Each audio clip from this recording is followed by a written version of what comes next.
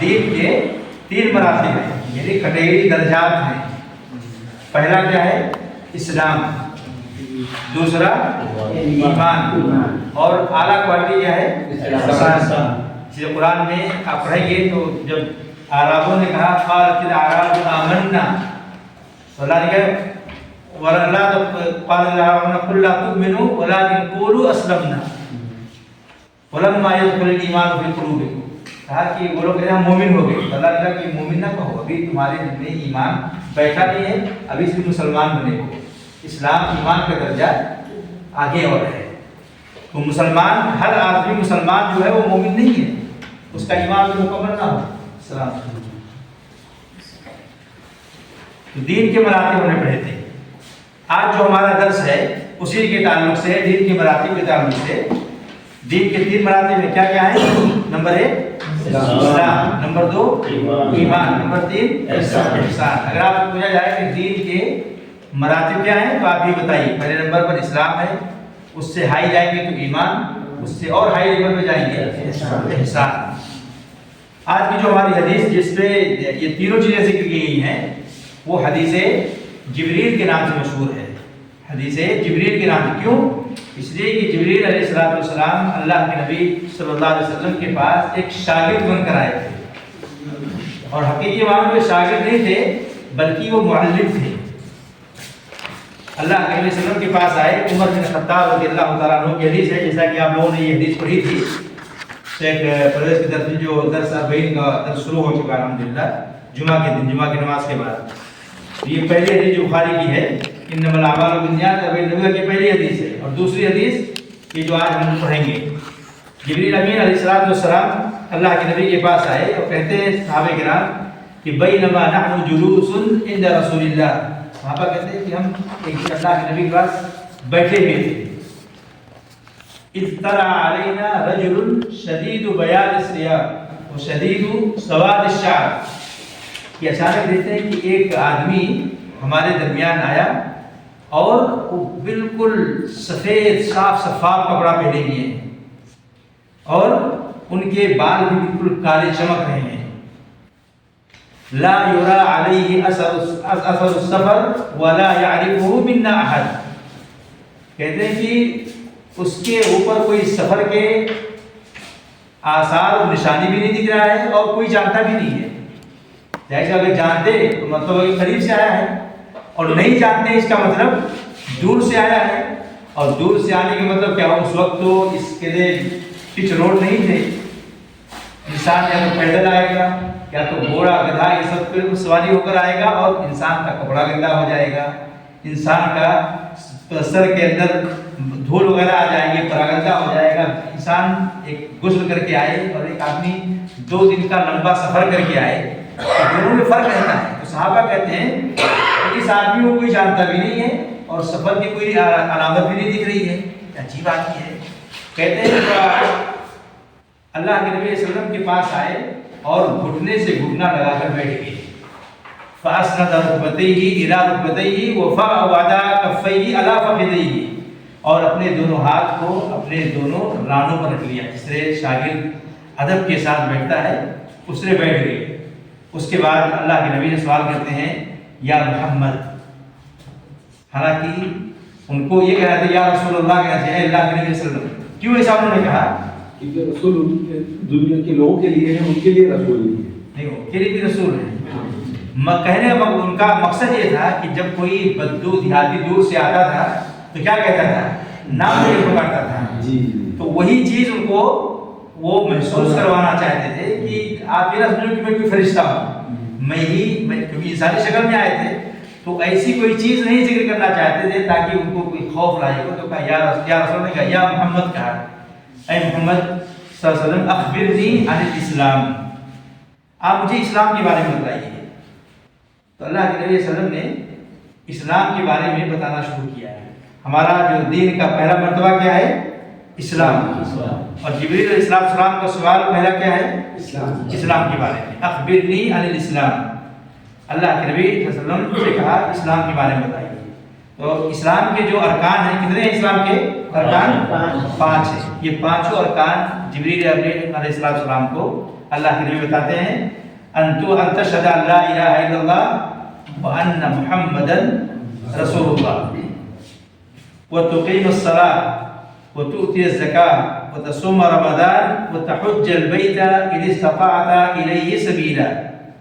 کہا اس بات کی گواہی دو کہ اللہ کے علاوہ کوئی سچا معبود نہیں ہے، اللہ کے علاوہ کوئی برحق اور سچا معبود نہیں ہے، اور محمد صلی اللہ علیہ وسلم اللہ کے بندے اور رسول ہیں.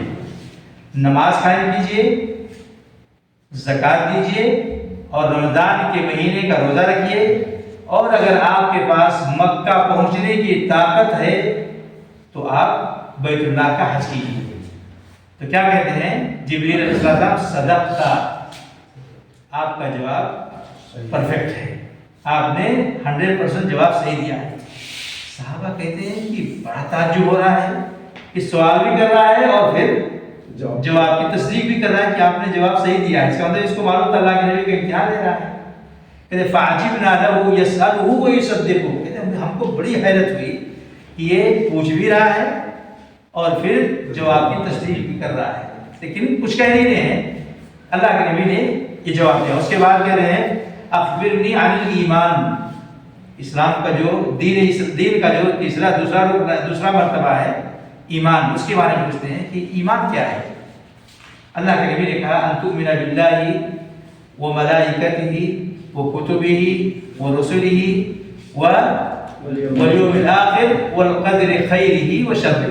ایمان کے کتنے ارکان ہیں؟ 6 ہیں. اللہ پر ایمان رکھنا، اللہ کے تمام فرشتوں پر ایمان رکھنا، اللہ کے تمام آسمانی کتابوں پر ایمان رکھنا، اور اللہ کے تمام پیغمبروں پر ایمان رکھنا، آخرت کے دن پر ایمان رکھنا، اور اچھی بری تقدیر پر ایمان رکھنا. یہ سوال مکمل ہوا تو پھر کہتے ہیں اخبرنی عن الاحسان، احسان کے بارے میں. احسان کیا ہے؟ تو اللہ کے نبی کہتے ہیں الاحسان ان تعبد اللہ کأنک تراہ. احسان اس کے اندر 2 جز ہیں، بلکہ یہ کہ احسان کے 2 رکن ہیں. اس لیے ایمان کے 6 رکن ہیں، ایسے ہی احسان کے 2 رکن ہیں. کیا کہا؟ ان تعبد اللہ کأنک تراہ، آپ اللہ کی عبادت ایسی کریں جیسے کہ آپ اللہ کو دیکھ رہے ہیں. آپ کو نماز پڑھنا ہے تو ایسی نماز پڑھیں گویا کہ اللہ کو آپ دیکھ رہے ہیں. زکوٰۃ دے رہے ہیں یہی کیفیت ہونی چاہیے، روزہ رکھ رہے ہیں یہی کیفیت ہونی چاہیے، جہاد کر رہے ہیں یہی کیفیت ہونی چاہیے، صدقہ اور خیرات کر رہے ہیں یہی کیفیت ہونی چاہیے، قرآن پڑھ رہے ہیں یہی کیفیت ہونی چاہیے. جو بھی عبادت صرف نماز نہیں ہے. ہم نے عبادت گزشتہ ہفتے میں پڑھا تھا کہ عبادت کسے کہتے ہیں؟ کون بتائے گا؟ عبادت کسے کہتے ہیں؟ عبادت ہم لوگ ہمارے زبان میں مشہور ہے کہ نماز، روزہ، حج، زکوٰۃ یہ کرو، یہی عبادت ہے. لیکن عبادت کا مفہوم اس سے وسیع ہے. ہمارے اعضاء سے ہونے والی عبادت، چاہے وہ ظاہری ہو یا باطنی، اور ہماری زبان سے ہونے والی عبادت، چاہے وہ ظاہری ہو یا باطنی، جس سے اللہ راضی ہوتا ہے. ہر وہ عمل جس سے اللہ راضی ہوتا ہے، چاہے اس عمل کا تعلق ہمارے حرکات سے ہو یا ہمارے الفاظ سے ہو، چاہے وہ عمل ظاہری ہو یا باطنی ہو، اسے عبادت کہتے ہیں. یعنی 2 چیزیں ضروری ہیں. اللہ اسے چاہتا ہو اس عمل کو، اور اس کا تعلق چاہے ہمارے اعضاء، ظاہری اعضاء سے ہو یا باطنی اعضاء سے ہو، اسے کیا کہتے ہیں؟ عبادت کہتے ہیں. اس میں سب چیزیں آ جائیں گی، نماز، روزہ، قرآن کی تلاوت، ذکر و اذکار، غریبوں کی مدد کرنا، ذکر و اذکار کرنا، راستے سے روڑا ہٹانا، یہ ساری چیزیں اس کے اندر آ جائیں گی. تو یہ چیز کیا کہتے ہیں؟ اس کو عبادت کہتے ہیں. تو احسان کسے کہتے ہیں؟ ان تعبد اللہ کأنک تراہ، آپ اللہ کی عبادت ایسی کیفیت سے کریں ایسا لگے کہ آپ اللہ کو دیکھ رہے ہیں. یعنی آپ کے اندر یہ جذبہ اور ایمان کے اندر اتنا جوش ہونا چاہیے کہ لگے عبادت میں کہ آپ اللہ کو دیکھ رہے ہیں. آپ اندازہ کریں کہ ابھی کوئی بادشاہ آ جائے اور اس کے سامنے کوئی کام کرنا ہو، ہماری نوکری ہو، تو انسان جان توڑ محنت کرے گا اور لگاؤ سے کرے گا کہ اس کا میں نور نظر بن جاؤں، اس کا چہیتا بن جاؤں. تو اگر آپ اللہ کے بارے میں اس طرح کہ آپ نماز پڑھ رہے ہیں تو یہی پوزیشن آپ کی ہو، یہی کیفیت ہو کہ آپ اللہ کو دیکھ رہے ہیں. اور اگر ایمان میں اتنی مضبوطی اتنا پاورفل نہیں ہے تو کم سے کم یہ احساس ہو کہ اللہ ہم کو دیکھ رہا ہے. یہ کیا ہے؟ یہ احسان. احسان کیا ہے؟ کہ آپ اللہ کی عبادت ایسی کریں جیسے آپ اللہ کو دیکھ رہے ہیں. اور اگر یہ نہ ہو سکے تو کم سے کم اتنا ہو کہ آپ کے اندر احساس ہو کہ اللہ آپ کو دیکھ رہا ہے. کون بتائے گا احسان کی ترتیب؟ جاوید بھائی، احسان کسے کہتے ہیں؟ احسان آپ یعنی کہ ایسی عبادت کرنی چاہیے کہ جیسے ہم اللہ ہمیں دیکھ رہے ہیں، اور یعنی پہلے نمبر پر ہم اللہ کو دیکھ رہے ہیں، ہم اللہ کو دیکھ رہے ہیں، اور دوسرے میں اللہ ہمیں دیکھ رہا ہے. اللہ ہمیں دیکھ رہا ہے. یعنی یہ پوزیشن ہو کہ جیسے لگے کہ ہم اللہ کو دیکھ رہے ہیں اور اس کی عبادت کر رہے ہیں. اگر ایسا نہیں ہو سکتا ہے تو کم سے کم اتنا ہو کہ اللہ ہم کو دیکھ رہا ہے. یہ احساس ہمیں ہونی چاہیے. کون بتائے گا؟ ہاں سہیل بھائی، احسان کسے کہتے ہیں؟ احسان کہتے ہیں کہ اللہ ہمیں دیکھ رہا ہے یا ہم اللہ کو دیکھ رہے ہیں. عبادت کے وقت اللہ تو دیکھ ہی رہا ہے ہم کو، لیکن عبادت کرتے وقت. ہاں کون بتائے گا دوبارہ؟ ہاں بتائیں آپ. عبادت اس طرح کرے کہ ہم کو لگے کہ ہم اللہ کو دیکھ رہے ہیں، تو کم سے کم اس طرح ہو کیا اتنا رکھے کہ اللہ ہم کو دیکھ رہے ہیں. اللہ ہم کو دیکھ رہا ہے. اگر اتنا ایمان پاورفل نہیں تو کم سے کم اتنا ہو کہ ہم کو اللہ دیکھ رہا ہے. ہم اگر اللہ کو دیکھ نہیں سکتے ہیں، یہ کیفیت نہیں بن سکتی ہے، تو کم سے کم اتنا ہو کہ اللہ ہم کو دیکھ رہا ہے. اور کون بتائے گا؟ دوبارہ بتائیے. ہاں بتائیں آپ بھائی، آپ کی تو اردو اچھی ہے ماشاءاللہ، پڑھیے بتائیے. ہمیں اس طرح عبادت کرنی چاہیے کہ جیسے اللہ ہمیں دیکھ رہا ہے. اگر ہم عبادت اس طریقے سے نہیں کر پا رہے تو ہمیں اس طرح عبادت کرنی چاہیے کہ ہم اللہ کو دیکھیں. آپ نے الٹ دیا. ایسا لگے کہ اللہ کو ہم دیکھ رہے ہیں. اور اگر ایمان اتنا ٹھوس اور مضبوط نہیں ہے تو کم سے کم یہ احساس ہو کہ اللہ ہم کو دیکھ رہا ہے. پہلے نمبر پر ہم اللہ کو دیکھ رہے ہیں. اور اگر یہ کیفیت نہیں ہے تو کم سے کم اللہ ہم کو دیکھ رہا ہے. یہ تیسرا سوال تھا کس کا؟ جبریل علیہ السلام کا. پہلا سوال تھا اسلام کے بارے میں، دوسرا سوال تھا ایمان کے بارے میں، تیسرا سوال تھا احسان کے بارے میں. اسلام کے کتنے ارکان ہوئے؟ 5. ایمان کے کتنے؟ 6. اور احسان کے کتنے رکن ہوئے؟ 2. اگلا سوال کیا تھا؟ یہ تو دنیا کے تعلق سے ہو گیا. یہ جو 3 سوال تھے اس کا تعلق اس دنیا سے تھا. اب اگلا جو سوال آ رہا ہے اس کا تعلق برزخ اور آخرت سے شروع ہو جاتا ہے. کہا کہ اے اللہ کے رسول صلی اللہ علیہ وسلم، یا محمد اخبرنی عن الساعہ، قیامت کے بارے میں بتائے، قیامت کب آئے گی؟ تو اللہ کے نبی کا کیا جواب تھا؟ مل مسئول عنہا بعالم من السائل، کہ جس سے پوچھا گیا ہے پوچھنے والے سے زیادہ نہیں جانتا ہے. یعنی آپ کی معلومات اور میری معلومات اس کے بارے میں زیرو ہے. قیامت کب آئے گی یہ اللہ کا خصوصی علم ہے، کہ نہ مجھے معلوم ہے نہ آپ کو معلوم ہے. اس سے کیا پتہ چلتا ہے؟ انسان کے اندر توازن ہے. اگر آپ سے کوئی معلومات انسان لینا چاہے اور آپ کو نہیں پتا ہے تو اس کے اندر اٹکل بچوں نہیں ماننا چاہیے، کہہ دیجیے مجھے نہیں معلوم ہے. اور یہ دیانت داری ہے، یہ امانت داری ہے، یہ علم کی تکریم اور عزت ہے.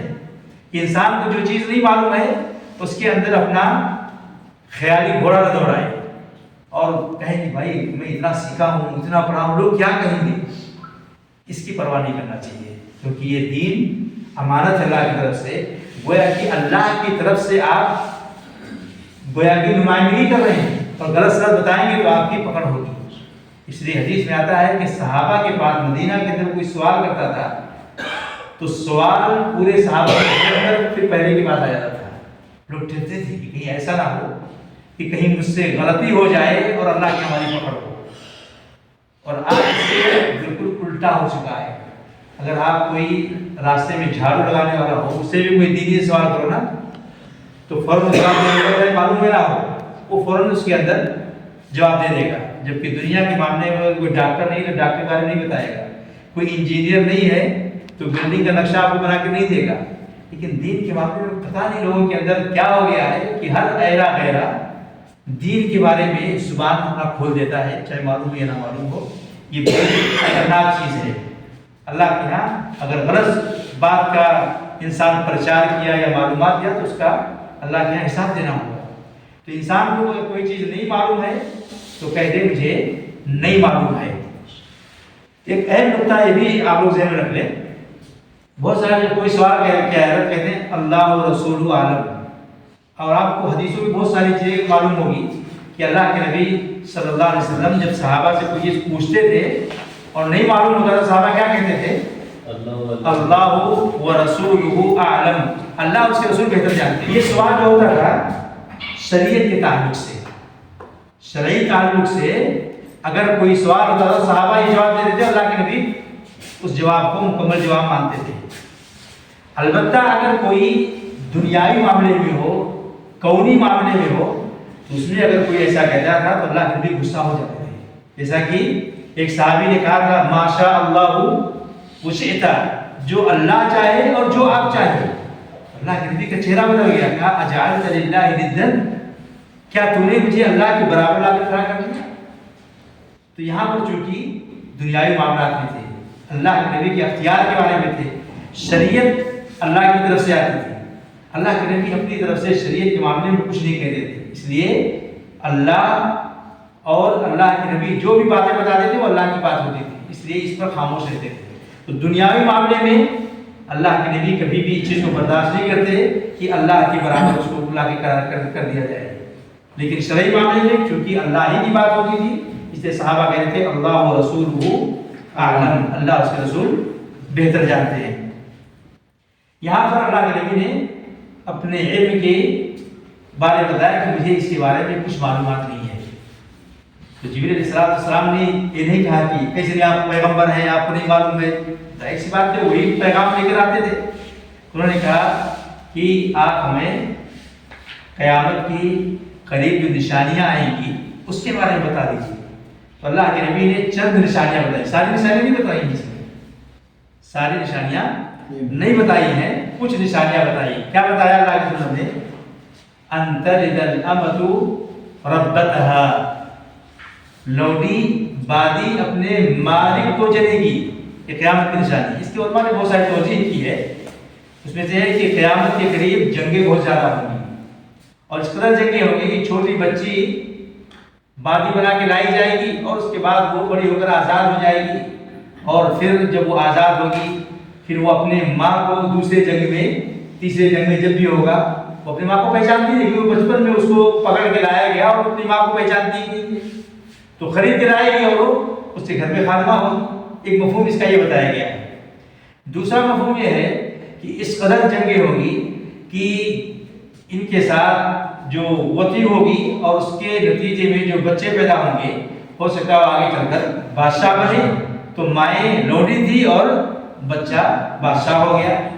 और तीसरा मफहूम ये है कि क़यामत के करीब औलाद अपने माँ बाप के नाफरमान हो जाएंगे।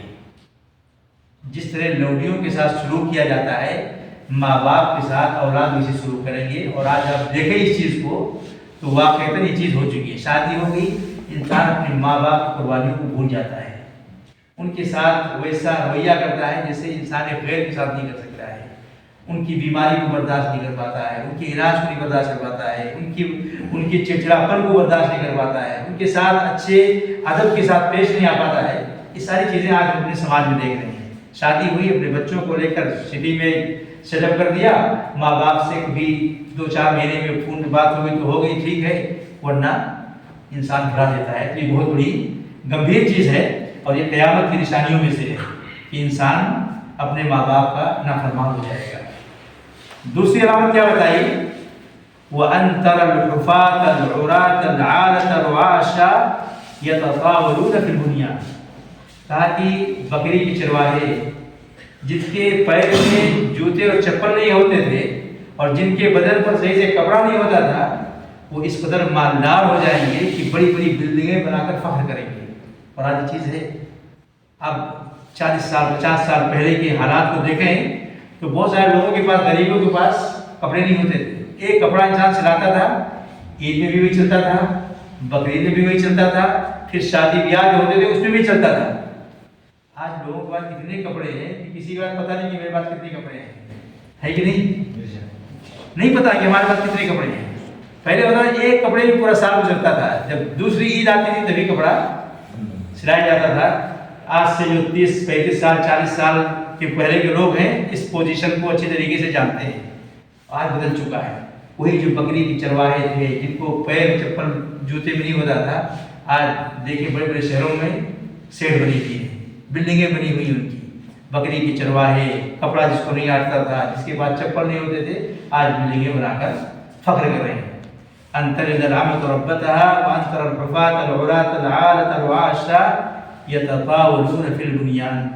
ये चंद निशानियां बताकर जिब्रील अलैहिस्सलाम चले गए। अल्लाह के नबी सल्लल्लाहु अलैहि वसल्लम ने फिर पूछा उमर बिन खत्ताब रज़ियल्लाहु तआला अन्हु से, जो बैठे थे, क्या लो आप जानते हैं साहिब कौन था? तो सहाबा कहते हैं हमको नहीं पता है।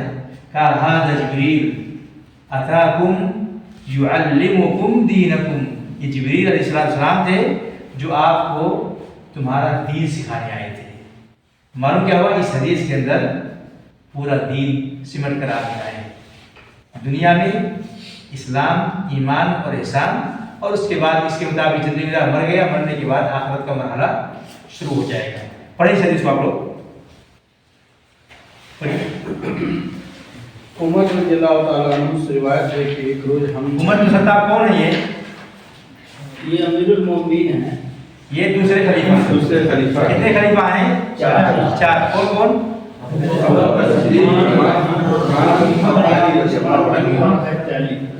चार लोग हैं, अबू बकर, उमर, उस्मान, अली। अबू बकर का नाम क्या था? अब्दुर्रहमान बिन सखर। अबू बकर का नाम क्या है? अब्दुल्ला बिन कहाफा। अब्दुल्ला बिन कहाफा। अबी कुहाफा। अबी कहाफा। अबू कुहाफा का नाम क्या था? उस्मान। तो गोया कि अब्दुल्ला बिन उस्मान, यानी इनके अब्बा का भी कुनियत से मशहूर थे और ये भी कुनियत से मशहूर थे। अबू बकर इनकी कुनियत है और इनके अब्बा की कुनियत अबू कुहाफा। इनका नाम अब्दुल्ला, उनके अब्बा का नाम उस्मान। तो अब्दुल्ला इब्न उस्मान ये किनका नाम है? अबू बकर सिद्दीक रज़ियल्लाहु ताला अन्हु का। ये पहले खलीफा है। दूसरे कौन है? उमर फारूक, उमर बिन खत्ताब रज़ियल्लाहु ताला, ये दूसरे खलीफा हैं। उमर बिन खत्ताब रज़ियल्लाहु ताला अन्हु को अल्लाह के नबी सल्लल्लाहु अलैहि वसल्लम ने दुआ करके मांगा था। अल्लाह के नबी ने क्या दुआ किया था कि अल्लाहुम्मा अइज़्ज़ल इस्लाम बिअहदिल उमरैन। ऐ अल्लाह, दीन इस्लाम जो कमजोर है इसको कुव्वत और ताकत और इज्जत दे दो उमरों में से एक से। दो उमर कौन थे? एक ये उमर है और एक अबू जहल। अबू जहल, उसका नाम उमर इब्न हिशाम है, उमर इब्न हिशाम। तो कहा कि दोनों में से किसी को हिदायत दे दे, ईमान ले आए और इससे इस्लाम को बड़ी शान शौकत हासिल होगी। अल्लाह रब्बुल आलमीन ने दुआ कबूल की। उमर रज़ियल्लाहु ताला अन्हु अल्लाह के नबी की दुआ के नतीजे में इस्लाम में आए थे, इसलिए इनको देखकर शैतान भी रास्ता बदल देता था। तो उमर बिन खत्ताब दूसरे खलीफा हैं, यही इस हदीस के रावी हैं।